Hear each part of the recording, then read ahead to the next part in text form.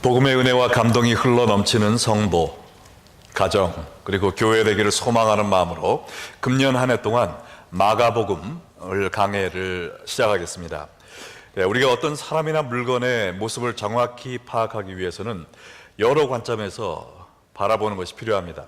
그래서 아마존에서 물건을 팔 때도 사진 하나만 띄우는 것이 아니라 앞에서, 뒤에서, 옆에서, 또 위에서 여러 가지 관점에서 찍은 사진들을 함께 띄우는 것인 것 같습니다. 이와 같이 하나님은 우리가 이 세상에서 가장 귀한 보배이신 예수 그리스도를 더 정확히 알 수 있도록 예수님에 대한 네 가지 관점에서 바라다본 사복음서를 주셨습니다. 마태, 마가, 누가, 요한복음은 동일한 예수님에 대해 기록하고 있지만 각각 다른 관점에서 예수님의 모습을 보여주고 있습니다. 마태복음은 유대인의 왕으로 오신 예수님을 부각시키고 있는데, 그래서 마태복음 1장은 무엇으로 시작을 하죠? 족보로 시작합니다. 그 이유는 예수님께서 구약에 예언된 대로 아브라함의 자손, 또 다윗의 자손으로 오셨음을 증거하기 위해서 예수님의 족보가 이렇게 쭉 나와 있는 것이죠. 그와 반면에 로마인들을 위해 쓰여진 마가복음은 종으로 오신 예수님을 조명하고 있는데, 마가복음의 주제 구절인 10장 45절 말씀도 보면 인자가 온 것은 섬김을 받으려 함이 아니라 도리어 섬기려 하며 자기 목숨을 많은 사람의 대속물로 주려 함이니라 하면서 예수님이 우리의 구원을 위하여 섬기러 오신 종이심을 기록하고 있습니다. 종은 족보가 필요합니까? 필요 없습니까? 필요 없죠. 어린 시절 이야기도 없습니다. 그래서 마가복음은 예수님의 3년 동안 일하신 그 섬김의 삶, 공생애에 집중하고 있는 것입니다. 그리고 누가복음은 사람의 아들로 오신 예수님을 조명하기 위해서 어린 아기로 태어나신 예수님의 탄생 사건에 대해서 아주 자세히 이야기를 하고 있고요. 그와 반면에 하나님의 아들로 오신 예수님을 강조하는 요한복음은 어떻게 시작을 하죠? 태초에 말씀이 계셨는데 그 말씀이 하나님과 함께 계셨고 곧 하나님이시다. 이 예수님께서 말씀으로 태초부터 하나님과 함께 계셨음을 선포하면서 예수님이 바로 하나님이시다라는 것을 선언하고 있는 것입니다. 그래서 우리는 이 사복음서 전체를 통해서 예수님이 어떤 분이신가에 대한 큰 그림을 볼 수 있게 되는 것입니다. 오늘부터 우리가 살펴볼 마가복음은 여러 가지 특징이 있는데요. 마가복음은 사복음서 중에 제일 먼저 쓰여진 책이고 또한 제일 짧은 책이지만 또한 제일 많은 사건이 기록되어 있는 책입니다. 그리고 가장 중요한 것은 이 마가복음에는 복음이란 단어가 상당히 많이 나와 있습니다. 물론 사복음서 전체가 복음에 관한 것이지만 마태와 누가는 4장에 가서야 복음이란 단어를 처음 사용하고, 놀랍게도 요한복음에는 복음이란 단어가 없습니다. 그러나 이 마가복음은 1장에서만 3차례에 걸쳐 복음이란 단어를 사용하고 있고 아예 첫 구절부터 이 복음에 대해 소개하고 있습니다. 그래서 복음의 은혜와 감동이 넘치는 삶을 살기를 소망하는 사람들에게 큰 도움이 되는 책인 줄로 믿습니다. 여러분도 오늘부터 시작되는 이 마가복음을 통해서 자기 목숨을 우리의 대속물로 주기 위해 오신 예수님에 대해서 이 복음을 듣고 체험하심으로 말미암아 복음의 은혜와 감동의 강에 깊숙이 빠져드는 여러분 되시기를 주 예수의 이름으로 축원합니다. 마가복음 강의 첫 시간인 오늘은 마가복음 1장 1절로 8절 말씀을 통해서 예수 그리스도의 복음이란 제목으로 은혜를 나누겠습니다. 오늘 본문을 통해 깨닫는 복음에 대한 첫 번째 진리는 예수 그리스도가 복음이다 라는 사실입니다. 한번 따라해 볼까요? 예수 그리스도가 복음이다. 마가복음 전체에서 가장 중요한 구절이다 라고 할 수 있는 1장 1절 말씀을 함께 읽겠습니다. 하나님의 아들 예수 그리스도의 복음의 시작이라. 여기에 보면 복음이란 단어 앞에 하나님의 아들 예수 그리스도라는 세 개의 중요한 단어들이 나열되어 있습니다. 먼저 가운데 있는 예수라는 이름은 여호와께서 구원하신다라는 뜻의 이름인데, 마태복음 1장 21절에 나온 것처럼 주의 사자가 요셉에게 나타나 아들을 낳으리니 이름을 예수라 하라. 이는 그가 자기 백성을 그들의 죄에서 구원할 자이심이라 하니라면서 태어날 아기에게 주라고 한 이름입니다. 이 예수라는 이름은 이스라엘에서 많이 사용되던 이름인데요, first name입니다. 그래서 마가복음이 이야기하는 예수가 누구인가를 정확히 설명하기 위해서 예수라는 이름 앞에 또 뒤에 두 단어가 붙어 있습니다. 하나님의 아들, 또 그리스도라는 말이죠.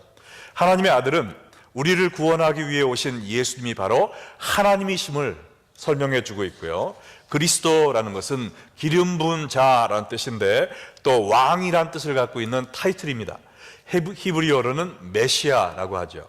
그래서 하나님의 아들 예수 그리스도라는 말은 성자 하나님께서 우리의 구원자시요 또한 우리의 왕이심을 선포하는 말입니다. 죄의 노예가 되어 영원한 사망에 처할 수밖에 없는 우리들을 구원하기 위해서 오신 하나님의 아들 예수님이 우리 대신 십자가에 대신 달려 돌아가심으로 우리를 구원해 주셨고, 그러므로 말미암아 이제 우리는 죄가 아닌 예수님을 우리의 왕으로 모시고 살 수 있게 되었다라는 복음의 핵심을 하나님의 아들 예수 그리스도라는 이 세 단어로 요약을 해놓은 것입니다. 이 예수 그리스도라는 예수님의 이름과 타이틀 안에 복음의 모든 것이 다 들어가 있습니다. 그래서 예수 그리스도가 바로 복음이신 것입니다.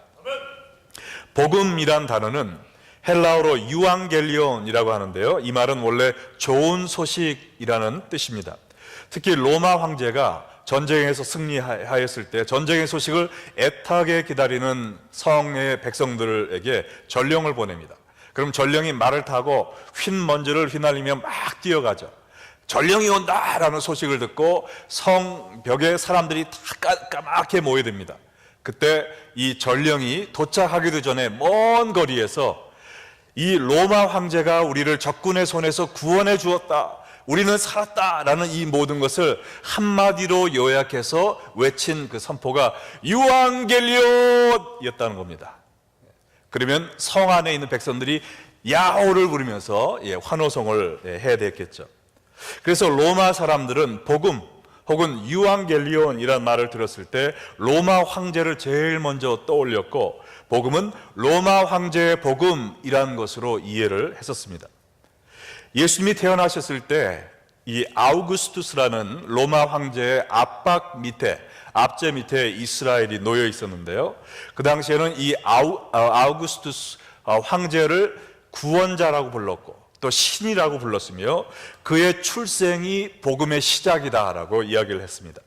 그러나 하나님은 마가복음을 통해서 로마 황제 아우구스투스가 아니라 예수 그리스도가 구원자이시며 우리의 왕이시고 또한 예수님의 출생이 복음의 시작임을 알리기 위해서 하나님의 아들 예수 그리스도의 복음의 시작이다라는 말씀으로 마가복음의 서두를 장식하신 것입니다. 온 인류가 깨달아야 될 가장 중요한 진리가 있는데 그것은 바로 예수 그리스도가 복음이다라는 사실입니다. 이보다 더 좋은 소식은 없습니다. 오직 예수 그리스도만 참 복음이십니다. 사도행전 4장 12절 말씀처럼 다른 이로서는 구원을 받을 수 없나니 천하 사람 중에 구원을 받을 만한 다른 이름을 우리에게 주신 일이 없습니다. 하나님의 아들 예수 그리스도가 우리의 유일한 복음이심을 믿으십니까? 네. 자, 그래서 비록 마가가 마가복음을 기록했지만 성경은 마가의 복음이다라고 이야기하지 않고 예수 그리스도의 복음이다라고 이야기를 합니다. 비록 그 당시 세상 모든 사람들은 황제 아우구스투스의 복음이다라고 생각을 하고 있었지만 하나님은 오직 예수 그리스도만이 우리에게 참된 복음이다라고 이야기를 하고 있는 겁니다. 그런데 참으로 안타까운 사실이 있는데 많은 사람들은 오늘날에도 복음을 찾는데 예수 그리스도 밖에서 복음을 찾고 있다는 겁니다. 어떤 사람들은 재물이 복음인 줄로 생각을 하고 돈을 더 벌기 위해서 아둥바둥 되고 있습니다. 어떤 사람은 명예가 복음인 줄로 생각을 하고 내가 더 유명한 사람이 되기 위해서 동분서주하고 있어요.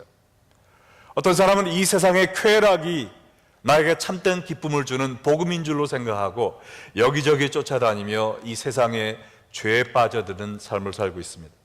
또 어떤 사람들은 능력 있는 남편 혹은 내 말을 잘 듣는 고분고분한 아내가 나의 구원자인 줄로 생각을 하고 그런 사람을 찾아 헤맵니다.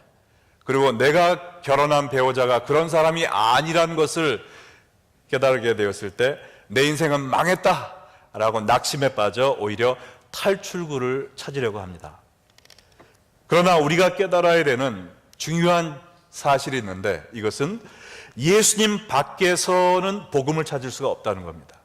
이 세상이 주는 복음으로, 또한 기쁜 소식으로 우리가 여기고 있는 모든 것들은 우리에게 더 큰 갈증을 느끼게 할 뿐이라는 겁니다. 우리가 탄산 음료를 마시면 그때는 갈증이 해결되는 것 같지만 잠시 후에 더 목이 타듯이 이 세상이 주장하는 행복의 조건들은 모두 다 일시적인 거예요. 예수 밖에서 복음을 찾지 마시기 바랍니다. 여러분, 마음대로 또 하나의 복음서를 쓰지 마세요. 복음서는 예수 그리스도를 복음으로 소개하는 성경의 사복음서로 충분합니다. 예수님 밖에서 복음과 참된 기쁨을 찾으려고 허송세월하지 마시고 예수 안에서 찾을 수 있는 이 참된 기쁨을 더 깊이 경험하시기 바랍니다. 우리가 예수님의 복음을 뼛속 깊이 체험할 때 어떤 상황에 처한다 할지라도 기쁨을 잃지 않고 하나님이 주신 풍요로운 삶을 누릴 수 있음을 믿으시기 바랍니다. 자, 오늘 본문을 통해 깨닫는 두 번째 복음에 대한 진리는 광야의 회개가 복음의 시작이다라는 겁니다. 한번 따라해 볼까요? 광야의 회개가 복음의 시작이다. 마가복음 1장 1절 후반부에 보면 예수 그리스도의 복음의 시작이다 그랬어요. 여기에 시작이란 단어는 창세기 1장 1절에서 천지 창조가 시작된 시점인 태초에라는 히브리어의 헬라어 번역입니다. 따라서 이 말은 예수 그리스도의 출현으로 말미암아 하나님께서 또 하나의 창조의 사역을 이루고 계심을 예표하고 있는 건데요, 이 새 창조의 역사가 어떻게 일어나는지 마가복음 1장 2절로 3절 말씀을 보겠습니다. 선지자 이사야가 그래 보라, 내가 내 사자를 내 앞에 보내노니 그가 내 길을 준비하리라. 광야에 외치는 자의 소리가 있어 이르되 너희는 주의 길을 준비하라. 그의 오실 길을 곧게 하라. 기록된 것과 같이. 하나님은 죄로 인해 망가진 인류들을 하나님의 백성들로 다시 세우는 재창조의 사역을 시작하시기 위해 먼저 구약에서 예언된 바대로 세례 요한으로 하여금 광야에서 회개의 복음을 외치게 하셨어요.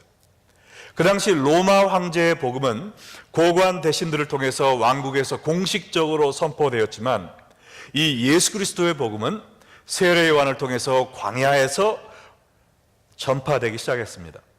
이 복음을 듣기 위해서는 광야로 나가야만 했어요. 하나님은 왜 사람들로 하여금 광야에서 이 복음을 듣기를 원하셨을까요?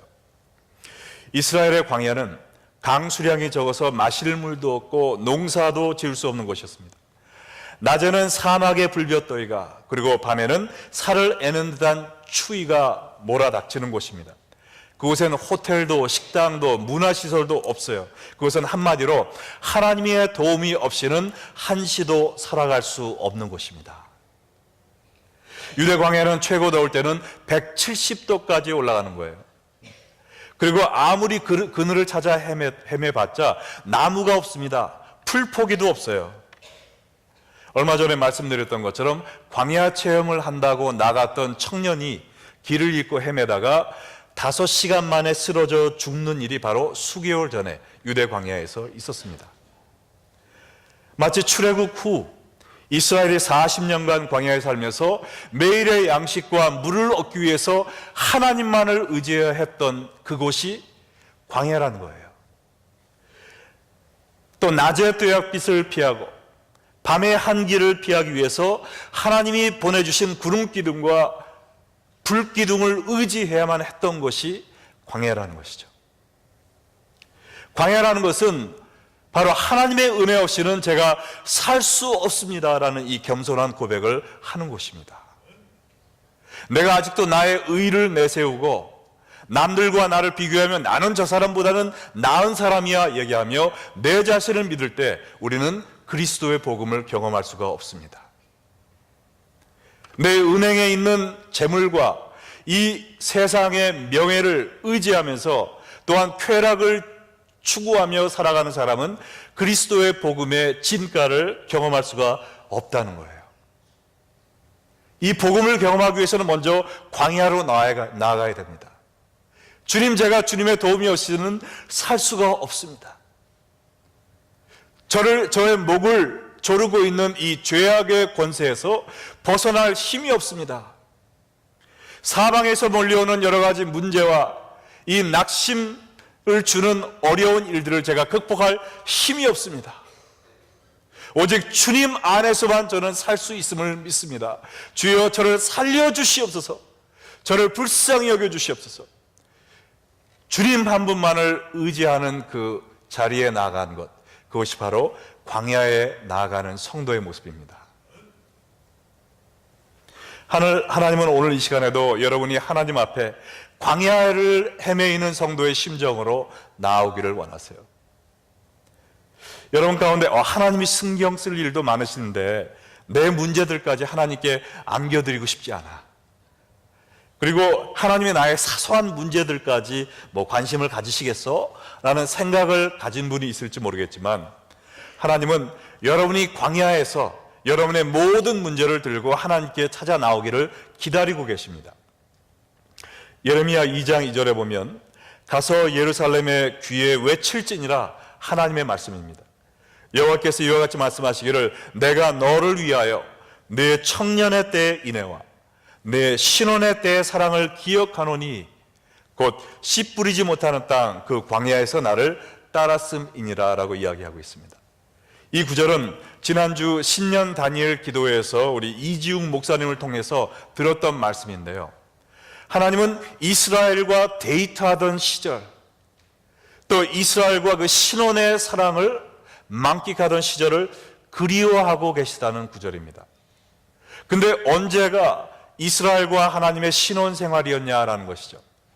그것은 모든 것이 풍요로운 젖과 꿀이 흐르는 가나안 땅이 아니라 아무것도 없는 황량한 광야에서 오직 하나님만 바라보고 하나님을 따르던 그곳이 바로 이스라엘과 하나님과의 신혼 집이었다는 거예요.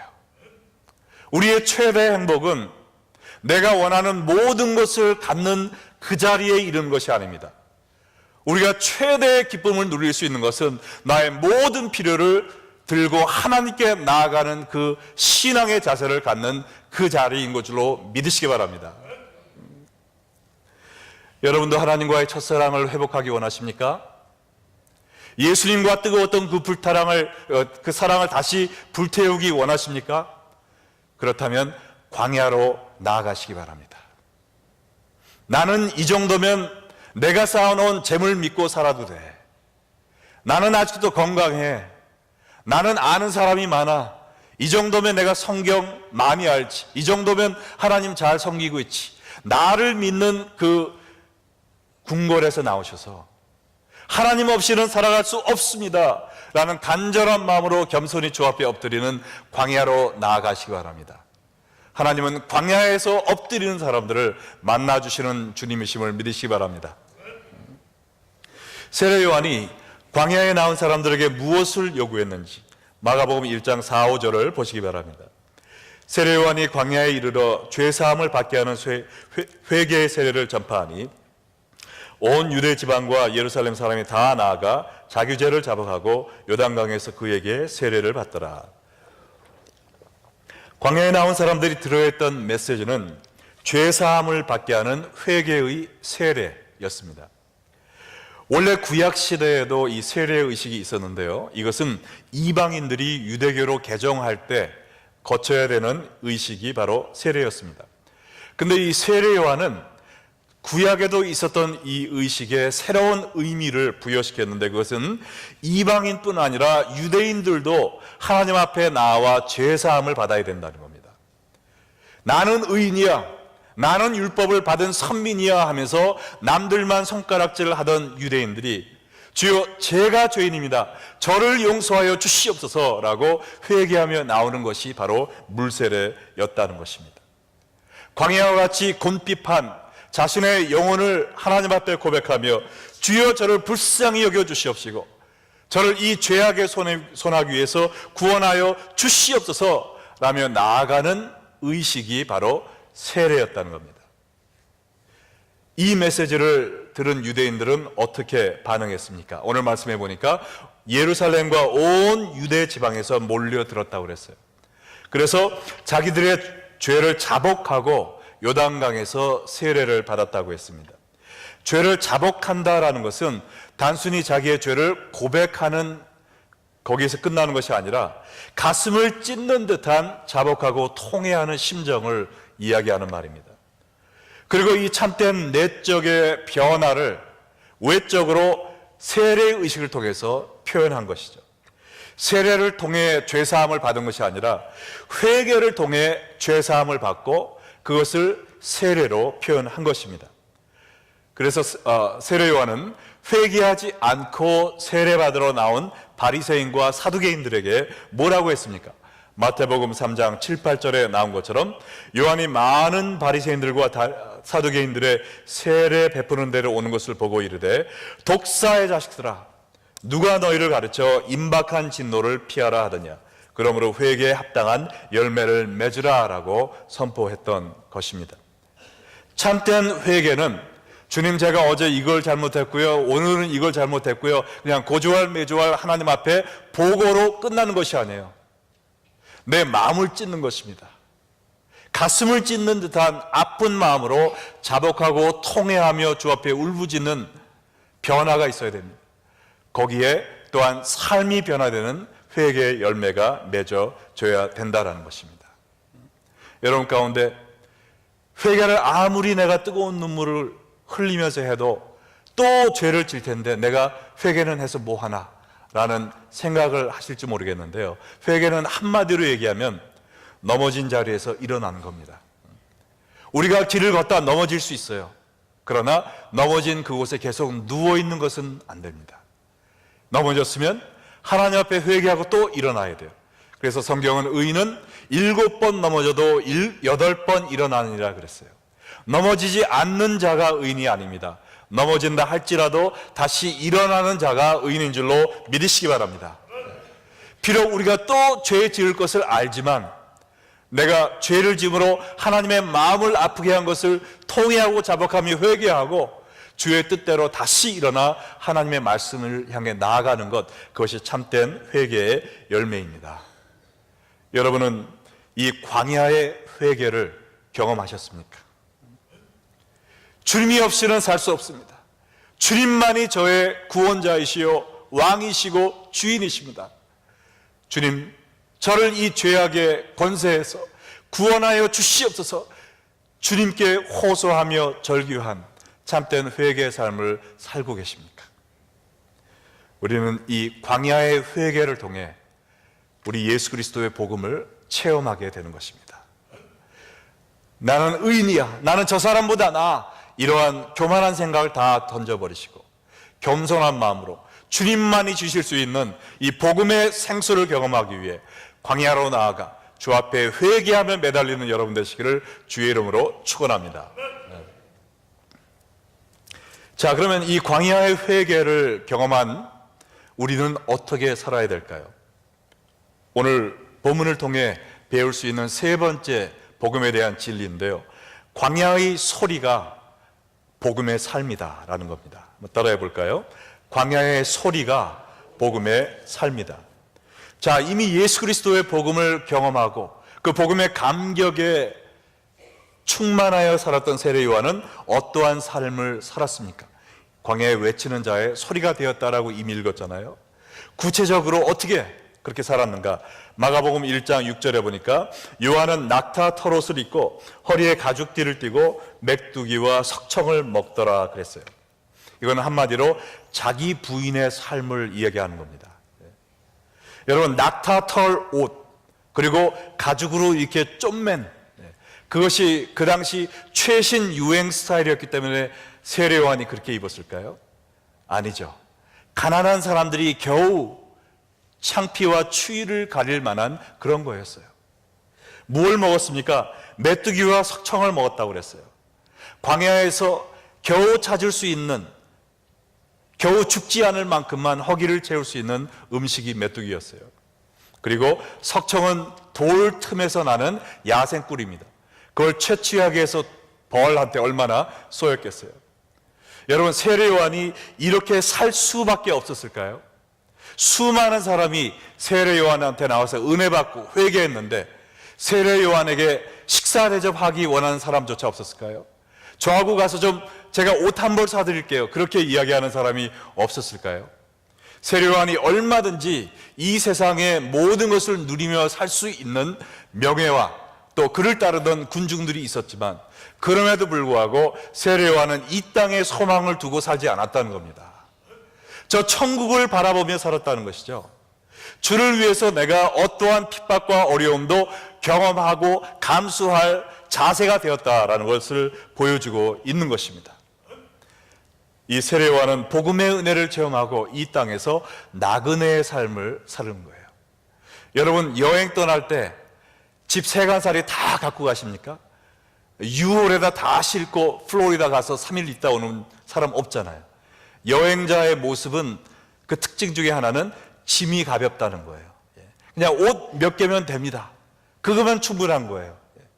저도 우리 아이들이 어렸을 때 이사 가기 전에 집이 준비가 안 돼서 이 호텔방 하나에서 저하고 아내하고 애 둘하고 강아지 한 마리까지 이 조그만 호텔방에서 한 2달 반을 살았던 때가 있는데요. 그때는 어이구 여기서 어떻게 2달 반을 살아.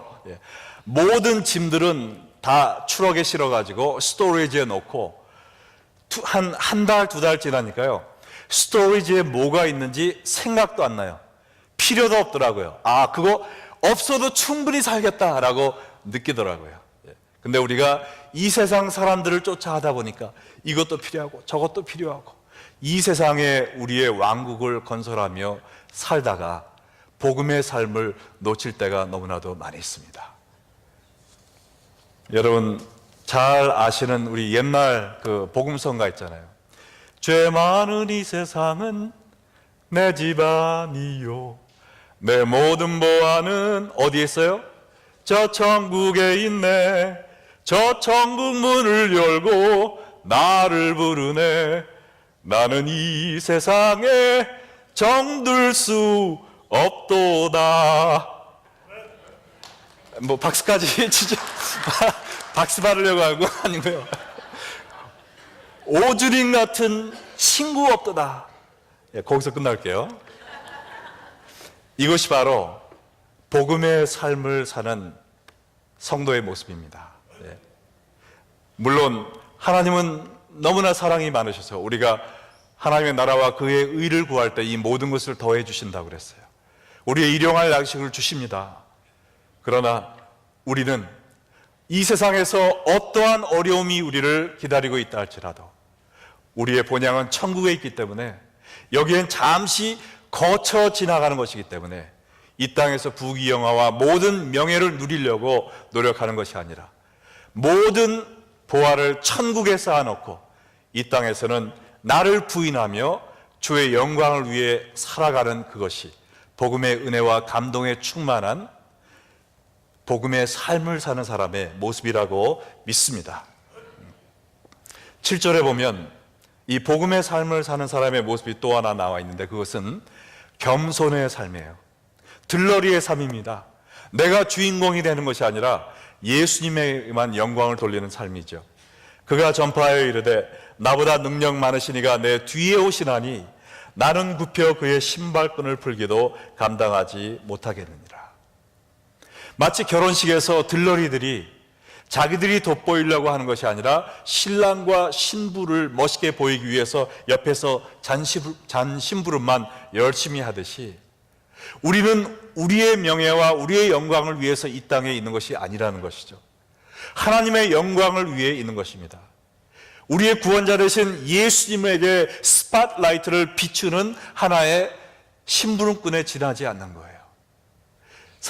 이 세례 요한이 놀라운 사역을 했을 때 얼마나 많은 사람들이 세례 요한을 칭송을 했겠습니까? 그때마다 세례요한은 이야기를 내가 아닙니다. 내 뒤에 오시는 능력 많으신 이가 그분이 진짜입니다. 저는 허리 굽혀 그의 신발끈을 풀기도 감당할 수 없는 비천한 존재입니다. 그 당시에 냄새나는 주인과 손님들의 발을 싸고 있는 신발의 끈을 푸는 일은 집의 하인들 가운데서도 가장 비천한 하인들만 하는 일이었어요.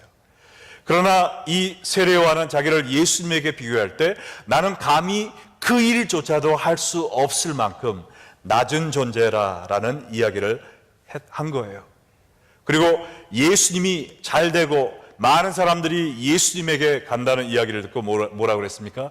배아파한 것이 아니라 요한복음 3장 30절에 보니까 그는 흥하여야 하겠고 나는 쇠하여야 하리니 하면서 기뻐했습니다. 여러분은 언제가 더 기쁘세요? 여러분이 더 잘되고 여러분이 더 사람들한테 인정받을 때 기쁘십니까?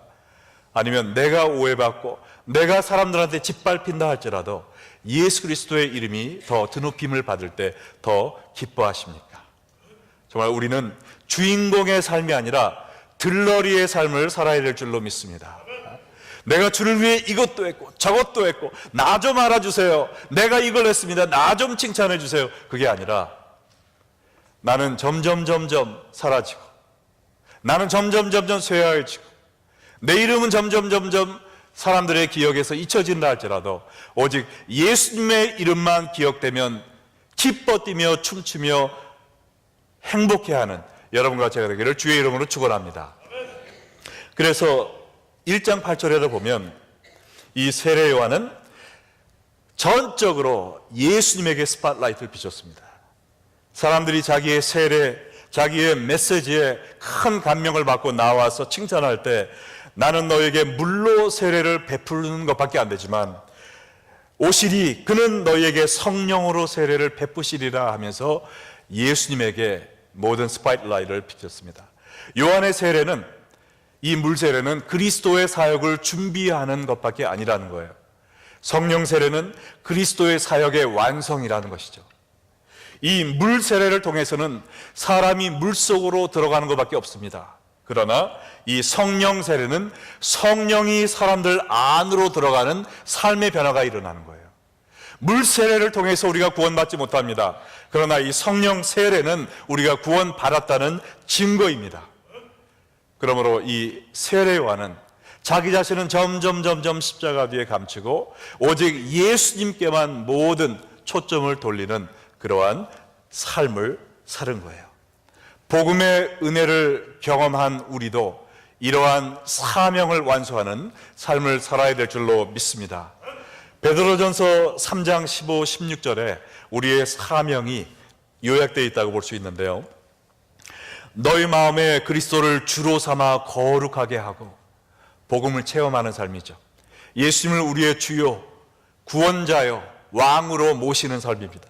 그 다음에 너희 속에 있는 소망에 관한 이유를 묻는 자에게는 대답할 것을 항상 준비하되 항상 이 복음을 전파하기 위한 예수님을 소개하기 위한 준비를 하고 그 목적을 위해 살라는 겁니다. 그 일에 방해받지 않도록 선한 양심을 가지라. 이는 그리스도 안에 있는 너희의 선행을 욕하는 자들로 그 비방하는 일에 부끄러움을 당하게 하려 함이라.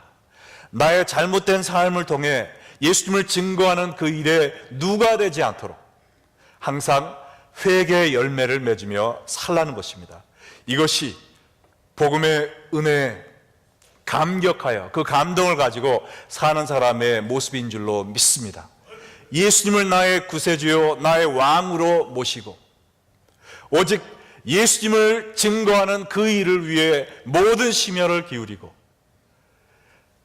행여나 나의 잘못으로 인해 이 증거하는 일에 누가 되지 않도록 선한 양심을 가지며 회개의 열매를 맺으며 사는 삶이 바로 복음의 은혜와 감동이 흘러 넘치는 삶이요 또한 가정이요 교회인 줄로 믿습니다.